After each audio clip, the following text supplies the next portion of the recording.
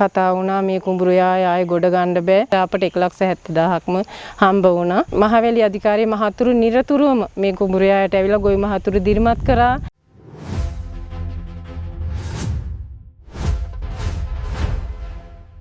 මම එච් කලාපයේ ගල්නෑ කොට්ටාසේ හුරිගස්සේ ගමේ WMA වාසල මේ පිටිපස්සෙන් තියෙන කුඹුරයාය දින දෙක තුනක් මේ ගම් වතුර තත්ත්වය පැවතුණා. ඊට පස්සේ ගොවි මහතුරු ඇවිල්ලා බැලුවා පොළොව පිහිටි පොළොවටම රොම්මට් ටික ගහගෙන ගිහින් තිබ්බා. සමහර කුඹුර වල වැලි කඳු ගොඩ ගැහිලා තිබ්බා. ඊට පස්සේ ගොවි මහතුරු කතා වුණා මේ කුඹුරයාය ආයේ ගොඩ ගන්න බෑ, මේ වගා කරන්න බෑ කියලා. ඊට පස්සේ මහවැලි අධිකාරියේ නියමාසික ව්‍යාපාර කළමනාකරතුමා ඉඩම් සම්බන්ධව සිටින නියෝජ්‍ය මාසික ව්‍යාපාර කළමනාකාරතුමා ඒ වගේම FA මහත්මිය අපේ ඒ වගේම කුෂිකර්ම නිෂ්පාදන සහකාර ඒ නිලධාරිතුමා ඇවිල්ලා කුඹුරයාය බලලා මේ කුඹුරයාය නැවත වගා කරන්න කියලා ගොවි මහතුරු දිරිමත් කළා. ඊට පස්සේ ගොවි මහතුරුන්ට විශේෂයෙන් සඳහන් කරන්න ඕනේ 300 D1 එක්සත් ගොවි සංවිධානයේ සභාපතිතුමා, ලේකම්තුමා, භාණ්ඩාගාරිකතුමා ගොවිය දිරිමත් කළා මේ කුඹුර නැවත වී වපුරන්න සකස් කරන්න කියලා. ඒ අය උදව් උපකාරත් කරා. ට්‍රැක්ටර් වලට ඩීසල් ලබා දුන්නා.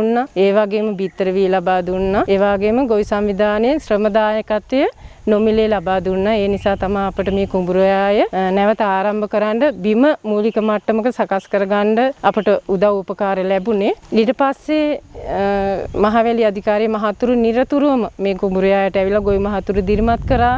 මේ කුඹුරයාය නැවත කුඹුරෙන් යම් බලාපොරොත්තු වෙන ආදායම ලබා ගන්න බැරි වුණත් මූලිකව වගාව පිහිටවලා භෝගයකට සුදුසු වෙන ආකාරයට පස සකස් කරගන්න කොහොම හරි වගාව කරන්නම කියලා අපට උපදෙස් දුන්නා. ඊට පස්සේ අපි වගා කරා. අපට රජෙන් වන්දි මුදල ලබා දෙනවා කියලා කිව්වා. පූර්ණ හානි වුණොත් ලක්ෂ 1.5ක මුදල තමයි රජෙන් තීරණය කරලා තිබෙන්නේ. නමුත් අපේ කුඹුරු ප්‍රමාණය ටිකක් වැඩි නිසා අපට 1,70,000ක්ම හම්බ වුණා. අපි ඒකට විශේෂයෙන්ම රජයට ගොවි ජන සේවා මධ්‍යස්ථානට ස්තුතිවන්ත වෙනවා. මේ ගොවි මහතුරු ඒ වෙලාවේ මූලිකව යම් වියදමක් දරලා තිබ්බේ. ඒ වියදම ඊට පස්සේ ආයේ කුඹරට අපට මේ බීම් සකස් කරගන්න හාන්න ඒවා කරන්න අපට හැකියාවක් තිබුණේ නැහැ. නමුත් අපට ඒ දුන්නු මුදල නිසා අපට හැකි වුණා ට්‍රැක්ටර් වලින් හාලා ඒ අවශ්‍ය බිත්තර වී අරගෙන ඒ වැඩ කටයුතු ටික කරගන්න අපට හැකියාව ලැබුණා. ඒ රජයෙන් දුන්නු සහන ඒ වන්දි මුදල නිසා. ඒ නිසා අපි විශේෂයෙන් රජයට මහවැලි අධිකාරිය විශේෂයෙන් දිරිමත් කෙරුවා ගොවි මහතුරු. ඒ ගැන විශේෂයෙන්ම ස්තුතිවන්ත වෙන්න ඕනේ.